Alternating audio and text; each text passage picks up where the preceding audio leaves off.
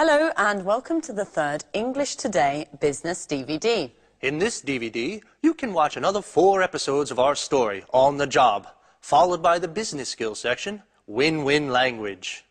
We'll then look at the following topics: note-taking and report writing, Different levels of formality, the various grammatical forms we use to talk about the future. and the writing styles used in email communications. Have fun and enjoy your viewing.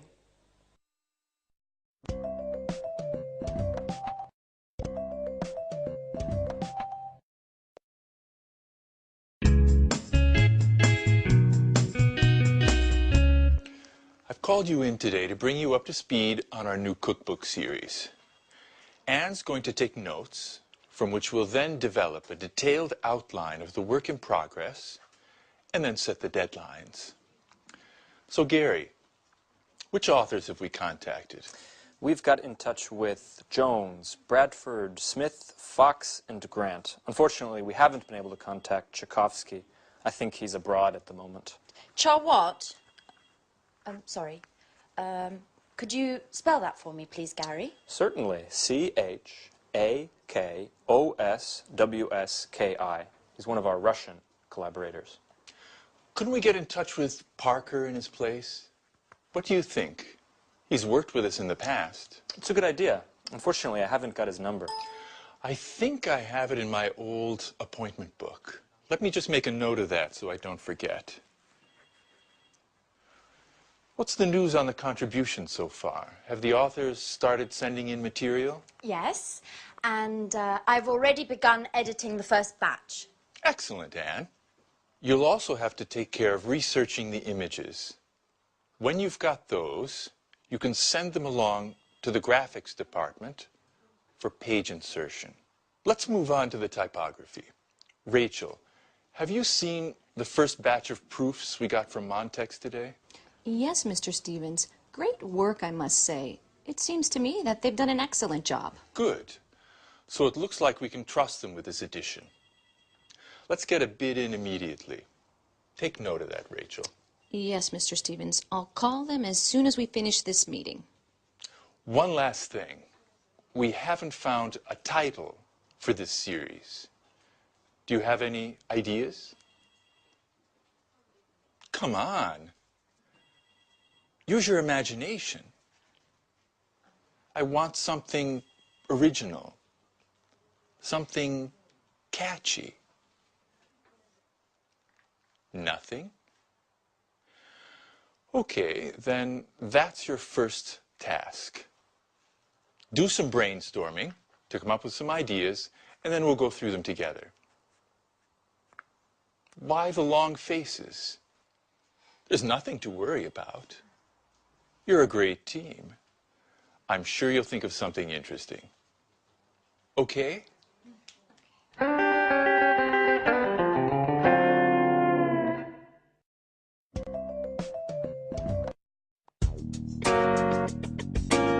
The purpose of today's meeting is to discuss the Smarty marketing campaign.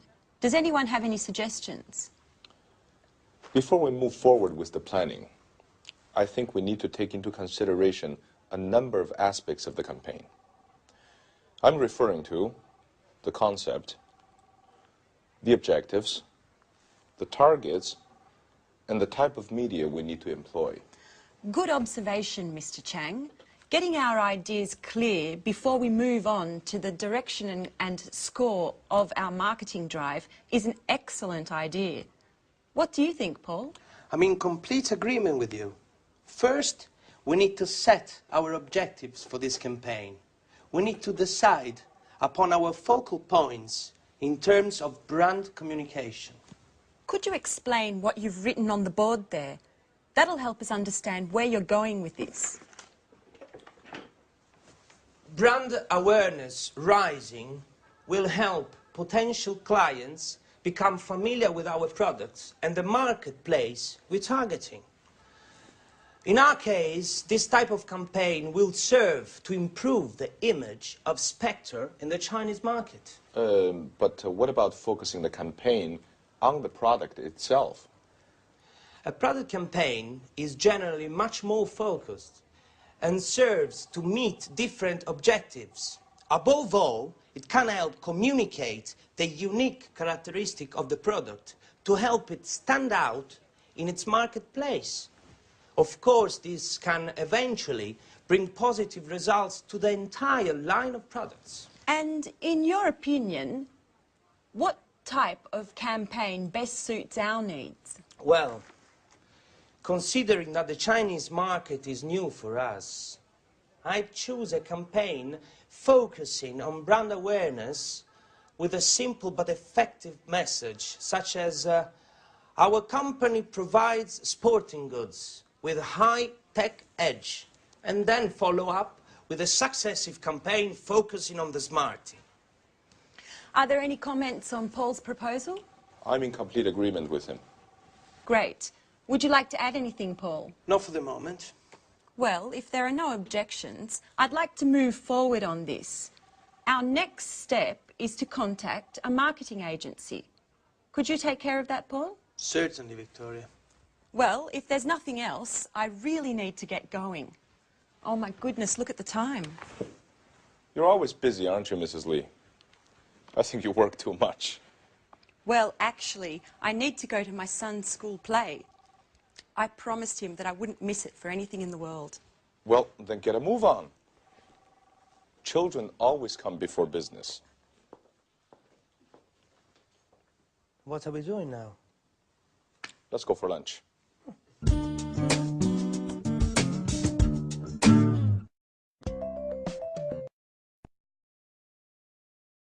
Good, so there you saw two different meetings.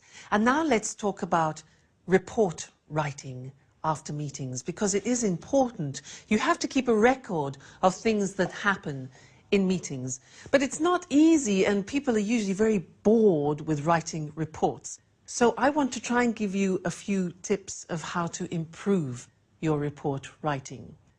So let's use the screen.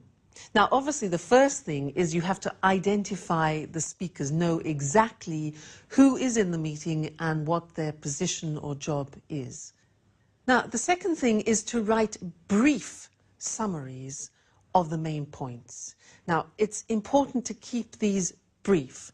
For example, Victoria's meeting. Let's think about that. Can you remember the content of that meeting?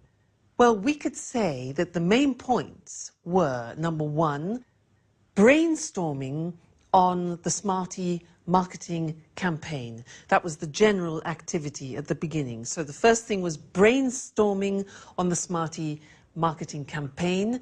Then the next important thing was setting objectives for the future steps. The third thing they talked about was the brand awareness of the campaign for China. That's the third most important thing. And then after, the future plan was contacting the marketing agency. So from that meeting, there were 4 main points to be recorded. Now, try to remember to keep your notes concise so that people can read them quickly. You don't want to have to read pages and pages of reports. There's no time, all right? Keep it concise. Then try to highlight, and this is very important, highlight the decisions made and the conclusions, because that's more important than saying what has been said. We want to know the conclusions, we want to know the decisions taking. And another important thing, probably the most important thing, is the action that is going to have to be taken in the future. So what are the actions to be taken, all right? Then, immediately after the meeting, try and write up your notes as soon as possible, because otherwise you tend to forget, all right? So as soon as possible. Fantastic. Now, how do we organize the report? What's the layout like? Well, it's really quite simple.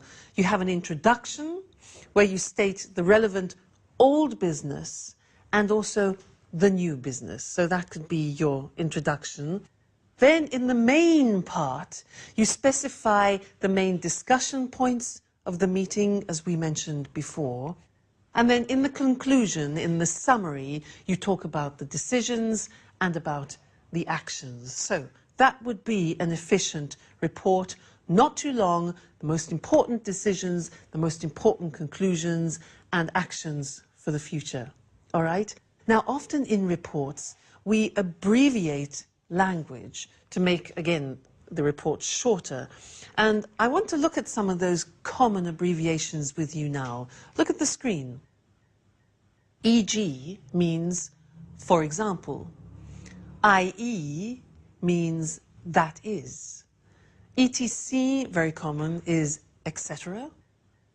CF, C.F means compare. C or CA means about or approximately. NB means note, take note of this. Approximately. DEPT is department. X, which is EXCL, means excluding. IMP dot is important. INCL means including. LTD is limited, often to describe companies. NO is number. P or PP is page or pages. PROBS, P-O-R-B-S, PROBS, problems. RE, with reference to or concerning. REF is reference, just reference. V dot is very, and S/T is something. Now, these are very, very common abbreviations, and you can use them freely in your reports. It shortens the task. All right, so remember, when you're writing reports, keep it short, keep it concise and to the point. Concentrate on the decisions taken, the conclusions, and the plans for future actions. All right? Well, thank you very much, and we'll meet again in the next lesson. Bye.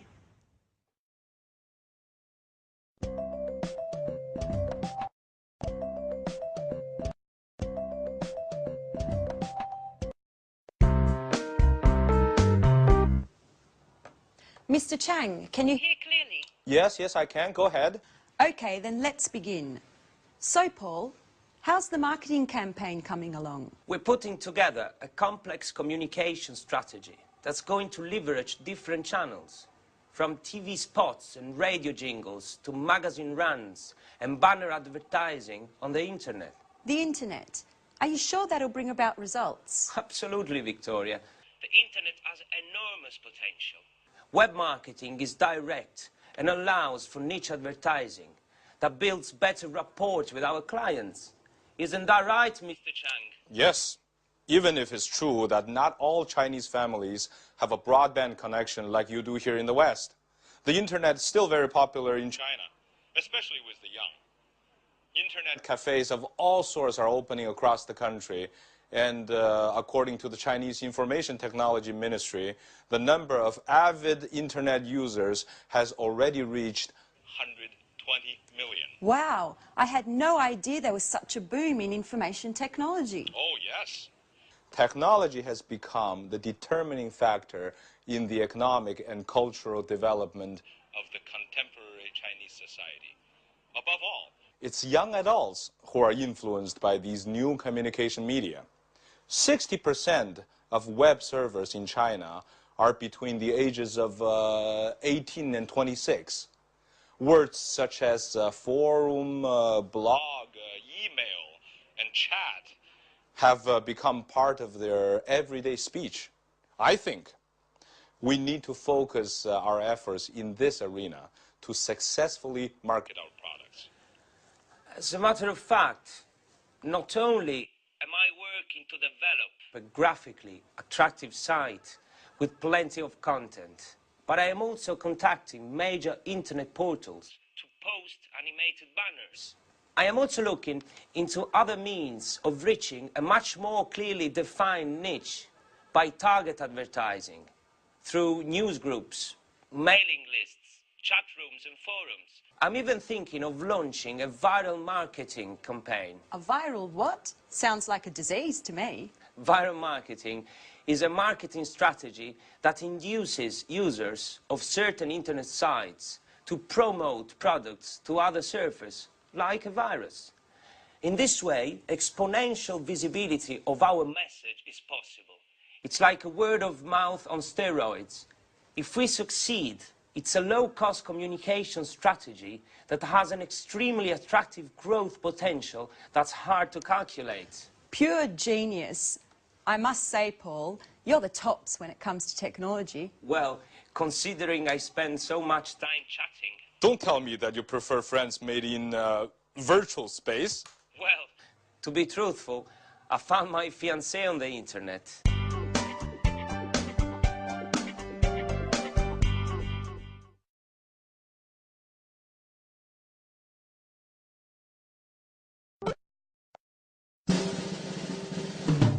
Gary, did you get that email problem fixed? Yes, I did. I set up a new account for you. You only have to create a new username and password. How do I do that? I'm hopeless with computers. I know you are. In fact, by now I've lost all hope with you. But you really do need to try to learn. I mean, email and internet are indispensable in this day and age. I know, Gary. You don't ever get tired of repeating that. I must admit, I'm a Luddite. How I miss the days when you wrote letters by hand and visited the library to do research. Everything's changed now. I think I've done well to learn to send and receive emails. Speaking of emails, I noticed what you were writing to the authors, and if you'll permit me, Rachel, your emails are much too stuffy and formal. They don't fit in at all with internet jargon. What are you saying? I'll give you an example. When you start off an email, you use, "We'd like to inform you that." It's quite old-fashioned, you know? It's better to write, "Did you know that?" Or another example, when you need to make an excuse, you begin, "We regret to inform you that." It's much better to use something like, "Unfortunately, we can't." It's less formal, but at the same time, more professional. Email needs to be kept simple and to the point. Use abbreviations as often as possible and keep phrases short. If you're writing to someone you know well, you can even add an emoticon. It's always a pleasure to get one. An emoticon? What the devil is that? You're so old school, Rachel. Emoticons are those little faces that you can make using keyboard characters that show how you're feeling at the time. Okay, Professor. I'll try to simplify and use a more colloquial tone when writing. Perhaps I'll even put in a smiley. It's not difficult. You'll see. Just let the magic of the internet transport you. But remember to use netiquette. You're talking like a computer manual. What is netiquette? It's good manners on the internet. It's the rules of the road, of the network. Rachel. You really do need to get some practice, don't you? I've got an idea. Why don't you let me sign you up for a forum? That way you can learn the rules of the road and the lingo as you surf. Speaking of which, do you like music? Huh? Music? Yes, very much so. Great. Then I'll add podcasting sites to your favorites. So you can download podcasts and maybe even burn them to disk. Stop! Gary, oh, you're driving me crazy. I don't understand a word. Besides email, I have no desire to learn any of it. None of it. Do you understand?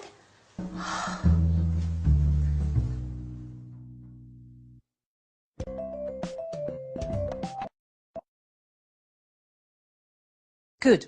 Now, before talking about email writing, I want to talk about another concept which we've already looked at before. It's when we use formal and informal language in English, because often you have to choose, and it depends on certain factors in the conversation. So let's look at the screen now to help us with that. Now, one of the first important things to remember when you're choosing either formal or informal language is the function. What do I mean by that? What I mean is, what is the purpose of the conversation? Because if you are asking your boss for a favor, Now that's quite a tricky situation, so you need formal language. But if you are asking a colleague or a friend for help or assistance, then that's a more informal situation, so you need informal language, okay? That's the first thing, the function. And then also the domain. That means what is my position in the conversation? What is my role? What are my rights and responsibilities? Because again, if I am speaking to my boss, then my language will tend to be more formal. If I'm speaking to a subordinate, that my language will then tend to be more informal. All right, but let's look at some examples for you to understand better. Now, the first one is, look at this. Excuse me, do you think it would be possible for me to have a day off next week? Now, do you think it would be possible? That is obviously high register formal language, and the situation is a subordinate asking their boss, do you think it would be possible? The next example is, Tom, could you give me a hand? Now, you can see could you, it's less elaborate language, it's informal, it's probably a situation between two colleagues, so that's informal. What about the next one? Peter, hurry up with that report. That's interesting because hurry up is an imperative, it's asking for specific action, so in this case it's probably a boss talking to his or her subordinate. Okay? So formal, informal. And in the second scene, where there was Gary and Rachel, Gary was trying to make Rachel use less formal language. And in fact, the examples were these. She wrote initially, we'd like to inform you that. Now that's very formal in English. He suggested this. He said, no, use informal, say this. Did you know that? Look at the difference. We'd like to inform you that, or did you know that? The other example that he drew to our attention was, she said, I regret to inform you that. Regret is a very formal verb. I regret to inform you that. He said, no, no, use unfortunately. Unfortunately, we can't. So that's very interesting, and we will look at that more closely in another lesson to help you when you're in the process of writing emails. But one more important thing, when you're dictating email addresses, you need to know how to say the punctuation of emails. So let's look at that list now together. The first one, underscore, dash or hyphen. Next, colon, semicolon, full stop, dots, comma, apostrophe, slash, double slash, at, brackets, speech marks, question mark, and exclamation mark. All right, so learn those and practice them.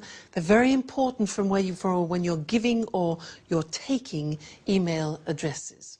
Good, that's all about emails for now, but we'll come back to it in another lesson, okay? Bye.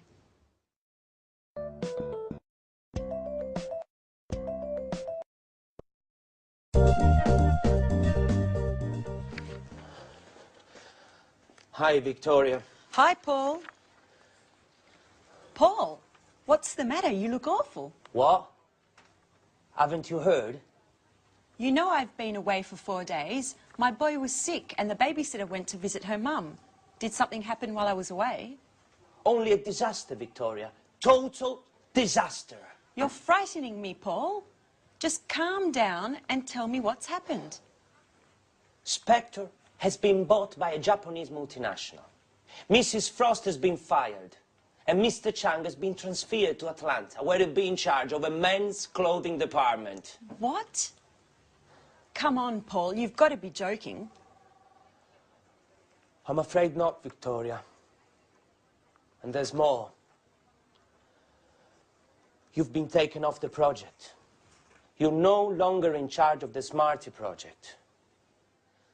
The headquarters have called in a marketing manager from Harvard. You'll be her assistant. And I don't envy your position at all. I spoke to her on the phone earlier, and she didn't seem to be friendly, to say the least. You know the type, Mr. Know-it-all. As a matter of fact, she's just sent his fax with her analysis of the sporting goods market and with a few of her tactics. The fax is entitled, "Studied this thoroughly before my arrival." Oh my God, but why? Things weren't perfect. Spectre was having trouble, certainly, but they were indicative of a crisis that is being felt throughout the sector.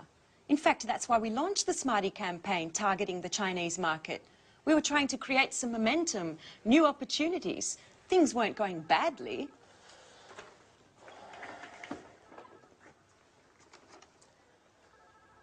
To start with, no. But then, the current negative trends were felt in this area as well. Low salaries were eroding consumer confidence, forcing us to raise prices to keep profits up. Add to that, the competition that literally beat us over the head. It's very difficult to compete in a market where raw materials and labor costs are so low. The final result was an excellent, high-quality product that was priced out of the market, which prevented us from competing. I know, but we were creating a niche market for ourselves. Yes, but the revenues were too marginal. In any case, we'll get the details at the meeting this afternoon. Mrs. Frost and Mr. Chang will be there. And possibly even our new boss, Helen Collins. Speaking of which, here is her outline. Make sure you study it well.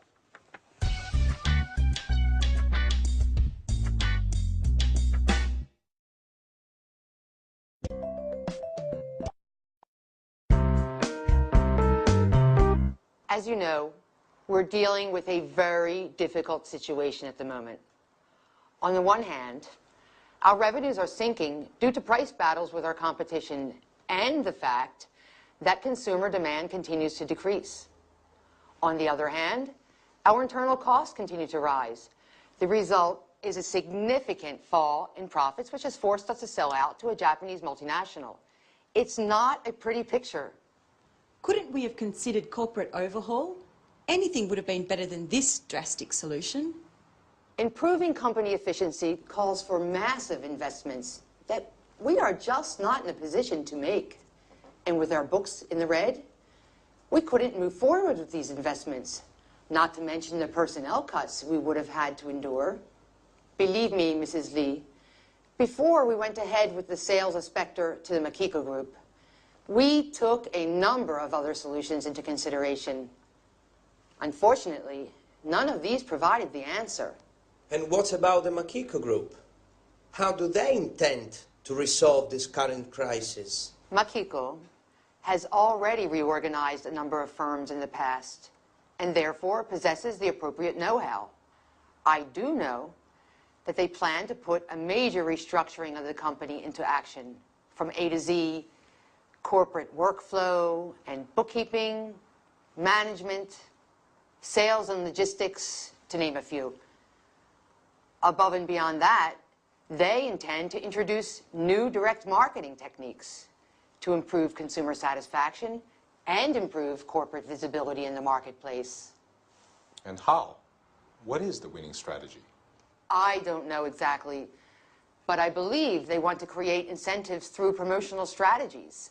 They intend to participate in the largest trade fairs in the sector, open a franchising chain of brand name shops, as well as factory outlets for wholesale. And what do they intend to do with the Smarty campaign? I think, Mrs. Lee, you've already been informed that you will no longer be in charge of that campaign.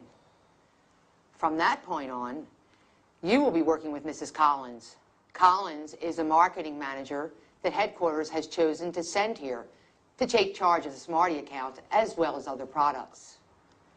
As you know, after the initial sales success of Smarty on the Chinese market, sales fell well below our expectations.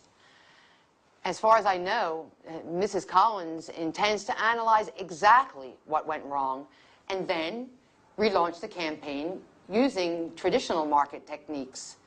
And these will include market research, telephone surveys, bots, etc. In any case, she will soon be here to explain everything in more detail. She should be arriving any moment, actually. Oh, she is. May I introduce Mrs. Collins, the new marketing manager for Spectre? Mrs. Collins, this is yours. Let's not waste time with these introductions. We've got plenty of time for that later. I'd like to get down to brass tacks now. Have you all studied my outline?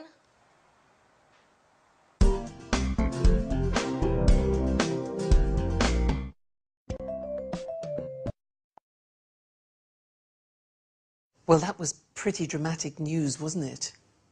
Big changes for the future. And in fact, that's what I want to look at right now with you, the future, and the different ways of expressing the future. Let's call on the screen to help us do that. Now, a lot of people think that in English, to describe the future, we use will. Well, that's true up to a point. But there are many other ways of expressing the future, depending on the type of possibility in the future that you want to talk about. So let's look at the examples. If you think that something could happen 40%, the possibility is 40%, you wouldn't use will. You would use these verbs.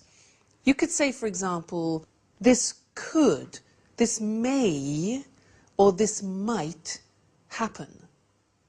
Or this could, may, might not, the negative, create a problem. You see, these verbs here, could, may, and might, express 40% possibility of something happening in the future. Okay? Let's increase the possibility to 80%, and we need to change the verb. So the example would be, this shouldn't create a problem. So should expresses more 80% of possibility. Now there's another very interesting way of expressing this 80% of possibility. Maybe you don't know it. It's this. This is likely to create a problem. Now likely means probable. So this is likely to create a problem. The verb to be plus likely. Now if it's the negative form, we would say this is unlikely to create a problem. All right? Important, you'll hear it a lot describing future possibility.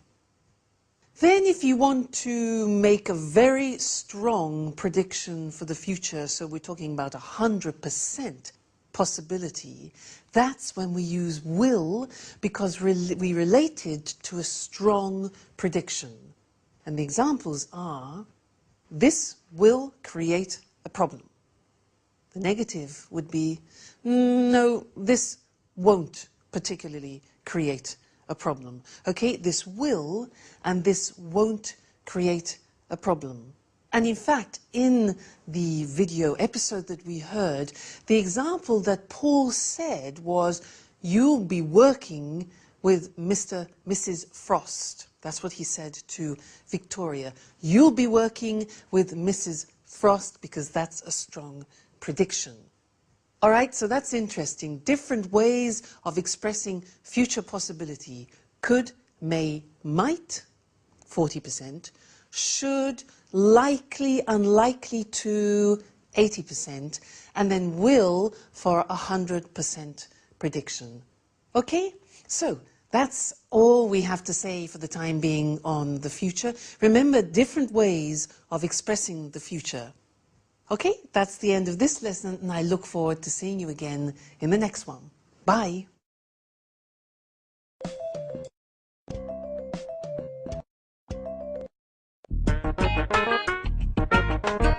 Okay, sweetheart. And remember, do all your homework, and then you can watch those cartoons you like so much on TV. I better get going then. Okay, bye. You do know, don't you, Mrs. Lee, that personal calls are not allowed during working hours? It was just a short call, Mrs. Collins. I was just checking in on my son. Don't you have any children? I do not. I don't care for children. Now let's get back to work. We've already wasted too much time with the small talk. Mrs. Lee, from now on, you'll be in charge of all the email correspondence we receive from our website. Keep in mind that I expect satisfactory replies. Specifically, do not try to argue with anyone. Just come up with results. Invent something. We have to win our customers' trust. They have to know we can satisfy any desire they may have, even if we can't. But, Mrs. Collins, I've never been responsible for responding to clients' emails. Our personnel in customer service usually take care of that. I don't care how things were done in the past. Today we're off to a new start, and you'll take care of the tasks that I assign you. Have I made myself perfectly clear? I do not like to be challenged. Oh, by the way, Mrs. Lee, speaking of email, you'll soon be receiving your work schedule for next week. Goodbye.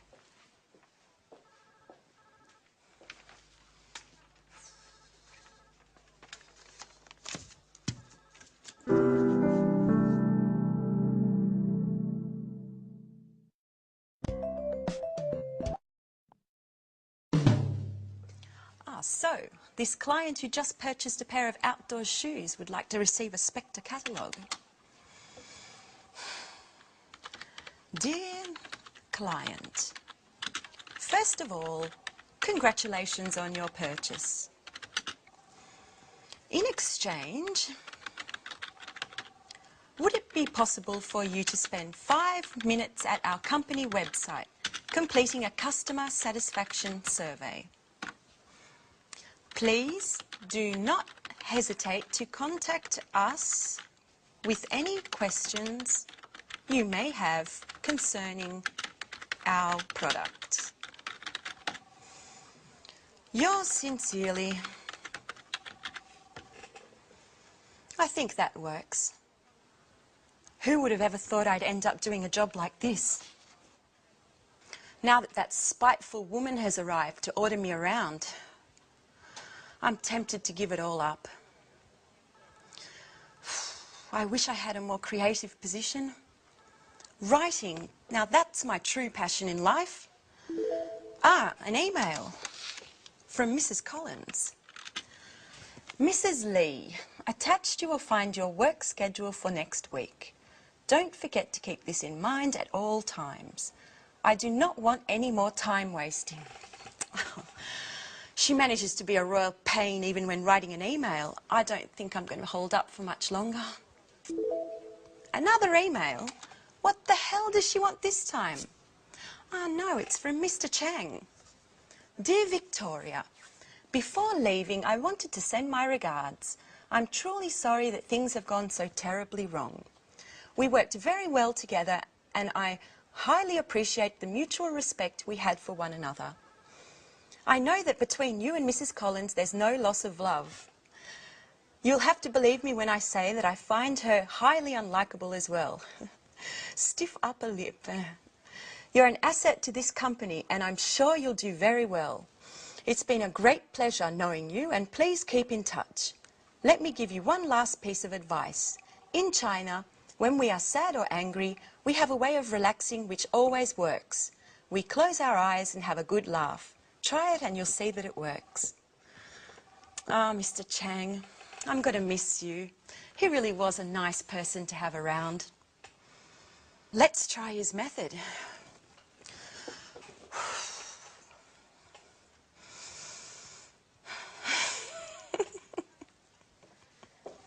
Mrs. Lee, what are you doing? Is this how you work?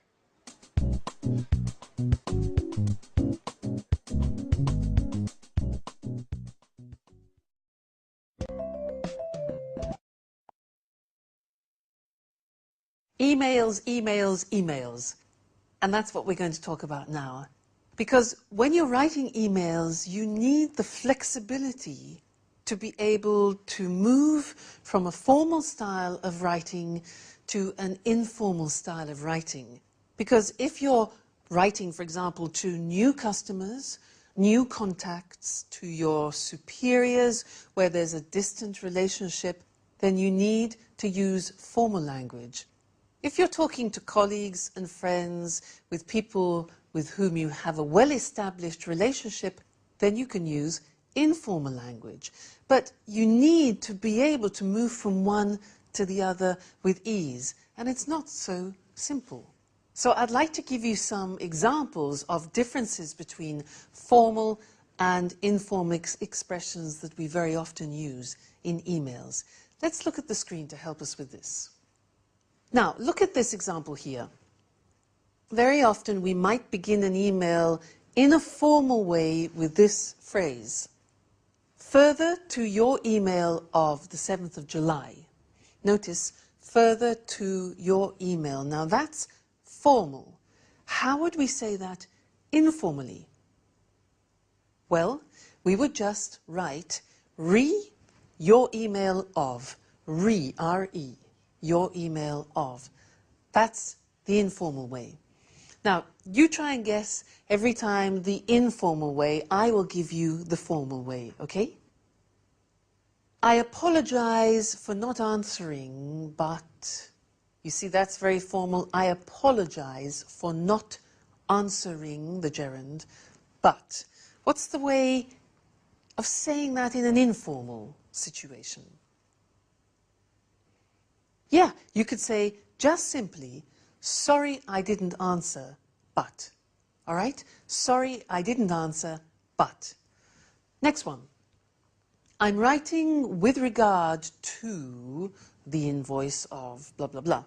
I'm writing with regard to. How can you make that informal? Okay, we could say something like, just a note about invoice 7, for example. Just a note about. That's informal. Next one. I'm delighted to tell you that we won, for example, the business. I'm delighted to tell you is formal. Informal? You could say just simply, good news. We won the contract. All right? Good news. Next one. Again, very, very formal. I regret to inform you that we... I regret to inform you that. That's a formal verb, regret. What can you say informally? Just simply, unfortunately. Unfortunately, we lost the business. Okay, so you can see the difference. Very often the informal is much shorter and more concise and more familiar, obviously. Next one.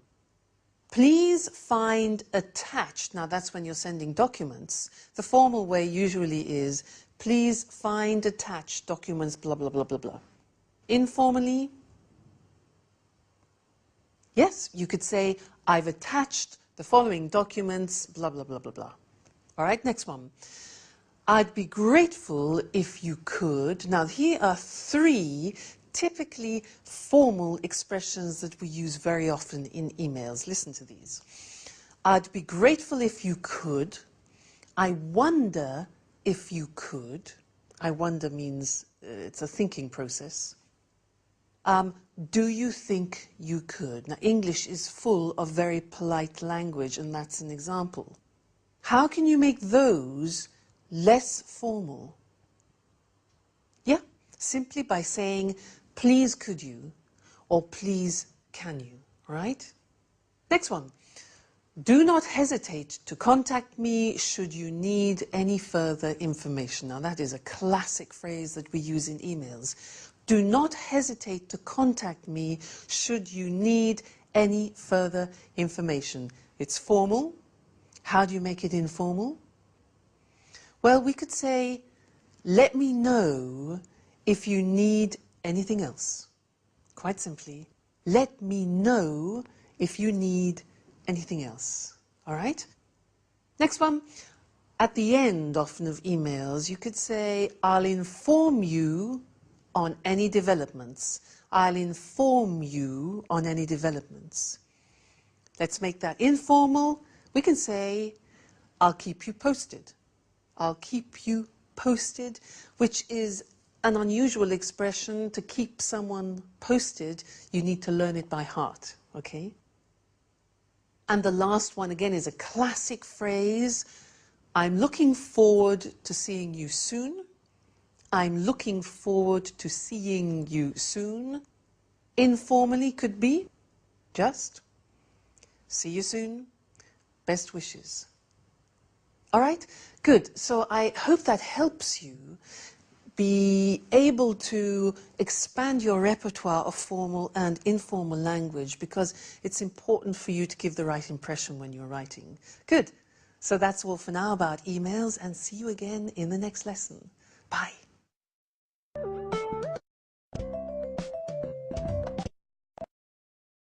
Hello and welcome back to Business Talk. Our topic for the next 2 programs is win-win language, the language that allows all parties of a conversation to feel like winners, whether the conversation is business-related or not. Eric and I will be demonstrating how the use of win-win language in an argument, a negotiation, or even an informal chat can ensure that both speakers involved come away satisfied. Today, we'll be focusing on the language of argument. And next time, we'll look at the language of negotiation and small talk. So, how can we present an argument in the best possible way? Win-win language is the answer.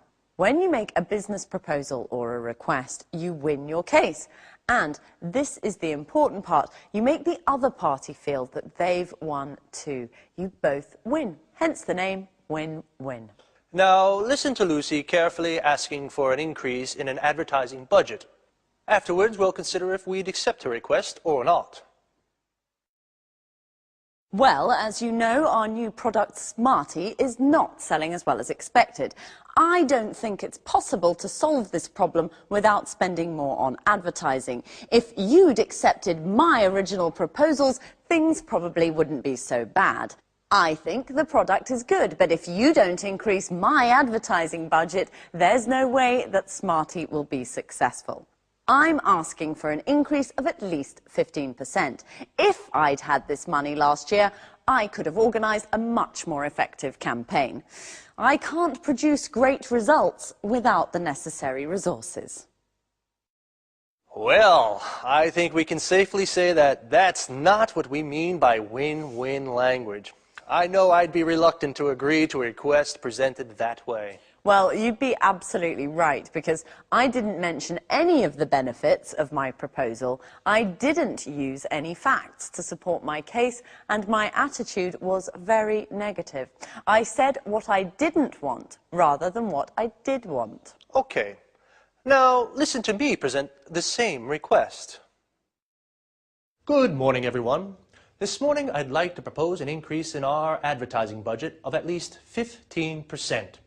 This may seem a lot, but there are 2 good reasons why we should agree that this increase is necessary. Let me try to explain as simply as possible.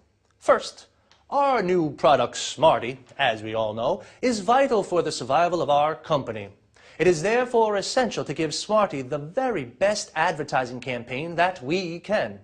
What's more, we should do all that we can to ensure that Smarty is not just a success, but a real market leader.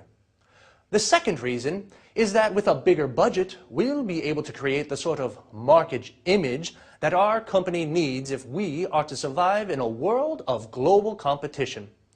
Let's try to imagine a campaign where we can really enter the minds of ordinary people. Let's suppose, for example, that we invest in a series of full-page color ads in the 3 major weeklies of the largest countries where we sell Smarty. Imagine the positive impact this will have on the sales of all our products. And I'm sure you'll agree that it's most definitely worth a try. That's what I call win-win language. Well organised, emphasising a team spirit and the benefits of the proposal. Well, yes, I'm sure we'll all agree that my chances of getting that budget increase are definitely higher than yours. Well, that's all from us for now, so see you soon. Bye-bye.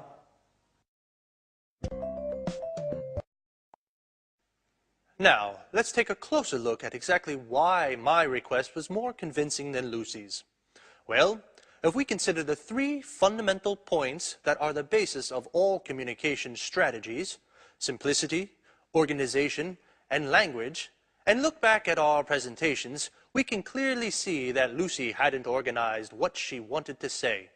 She didn't mark each point clearly, and she created a barrier between herself and her listeners with her repeated use of I and you. Here are just a few examples from Lucy's request. I don't think it's possible. If you'd accepted my original proposals, if you don't increase my advertising budget, there is no way that I'm asking for, I can't produce great results without. Remember, team spirit? Well, it's very important in win-win language, because if you and the person you're speaking to are on different teams, it means there will be a winner and a loser could be you. Notice also how Lucy's attitude and language are very negative. If we look at my budget increase request, we'll see a very different approach. First of all, I presented my case in a logical way. People react positively to ideas that are well organized. I marked each point clearly with opening sentences like, "Let me try to explain. First, it is therefore essential to, what's more we should. The second reason is that we will be able to. Let's try to imagine a campaign where we can. Let's suppose, for example, that we invest in." These opening structures are very useful. They organize your presentation logically and therefore make it clear and simple to understand.